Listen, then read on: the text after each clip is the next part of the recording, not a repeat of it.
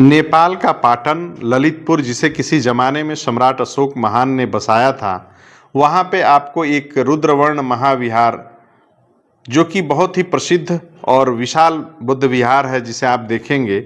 और आप तो समझते होंगे कि रुद्र का संबंध जो है वो शिव से है, जैसा कि भारत के परिप्रेक्ष्य में लोग सोच लेते हैं। लेकिन आप इस बुद्ध विहार को देख सकते हैं, इसके नाम की परंपरा को भी देख सकते हैं और समझ सकते हैं कि जिसे रुद्र कहा जा रहा है वो कोई और नहीं बल्कि बुद्ध विहार ही है और बुद्ध के नाम है। और ये जैसे ही आप प्रवेश द्वार में इस बुद्ध विहार के प्रवेश करते हैं तो आपको एक कमल की आकृति मिल जाएगी, जो पीतल या किसी धातु की बनी हुई है, जिसमें सोने की सी चमक है। और ऐसा बहुत से बुद्ध विहारों में जैसे ही आप प्रवेश करेंगे वो आपको मिल जाएगा। और जैसा कि मैं बताता हूँ कि कमल का जो प्रतीक है, कमल का जो चिन्ह है, उसका संबंध कहीं ना कहीं बुद्ध से है। और विभिन्न मूर्ति कला में आपको जो मैं दिखाता हूँ कि ये कमल देखिए, ये कमल की आकृति, पद्म चिन्ह, पद्म का जो पद्म पाणी या पद्म से जो संबंधित जो देवता हैं बुद्धिज्म में, उनका संबंध कहीं ना कहीं कमल से है। तो ये चीज़ें आप समझ सकते हैं।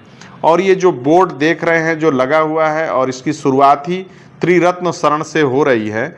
और त्रिरत्न शरण का मतलब है कि जिस कंटेंट की शुरुआत त्रिशरण से हो, यानी बुद्ध के बुद्ध, धम्म और संघ से हो, तो उसको त्रिशरण कहा गया है यहाँ पे, और वही लिखा हुआ है। और इस बोर्ड में आप देखेंगे कि इसमें इस बुद्ध विहार के जो धम्म गुरु हैं वो टुलिस्क रिम्पोछे हैं, यानी कि ये लामा परंपरा से हैं। और दानदाता के रूप में मजू श्री हर्ष शाक्य वंश के हैं। तो सोचिए कि शाक्य वंश, जो शाक्य मुनि बुद्ध हैं, और उनकी परंपरा अभी भी नेपाल में चल रही है, और उनके वंशज आज भी बुद्ध विहारों को दान दे रहे हैं और बहुत भारी मात्रा में दान दे रहे हैं। और इस बुद्ध विहार में उन्होंने बहुत सी मूर्तियों का दान किया है, जिसमें पद्मपाणि लोकेश्वर हैं, वज्रपाणि लोकेश्वर हैं, मैत्रेय बोधिसत्व लोकेश्वर हैं, महामंजूश्री बोधिसत्व लोकेश्वर हैं। तो ऐसा बहुत सी चीज़ें देखेंगे। और भारत और नेपाल में एक चीज़ों का आप अंतर पाएंगे कि भारत का जो बुद्धिज़्म की जो विरासत है, वो विरासत ज़मीन के अंदर दबी हुई है। लेकिन नेपाल में जो बुद्धिज़्म आप पाएंगे तो वो धरती के ऊपर है, यानी कि वहाँ कण कण में बुद्ध किस प्रकार से है। एक बार कभी आप लोग काठमांडू, ललितपुर या ललित पाटन, जो वो इलाका है, पहाड़ी क्षेत्र है, वहाँ आप जाएंगे तो देखेंगे कि वाकई वहाँ पे बहुत से बुद्ध विहार और बहुत से छोटे बड़े स्तूप हैं। यहाँ तक कि वहाँ सम्राट अशोक महान का बनवाया हुआ 4-4 स्तूप आज भी हैं।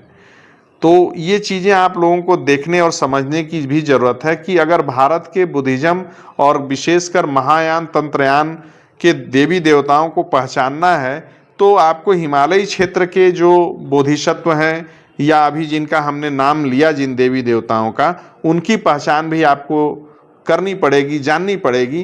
तभी आप भारत के जो पुराने मंदिर हैं उनके वास्तविक कौन कौन से बौद्ध देवता या देवी हैं और उनका क्या महत्व है, किस प्रकार से वो लोगों के कल्याण के लिए हैं, तो ये सारी चीज़ें आप जानें।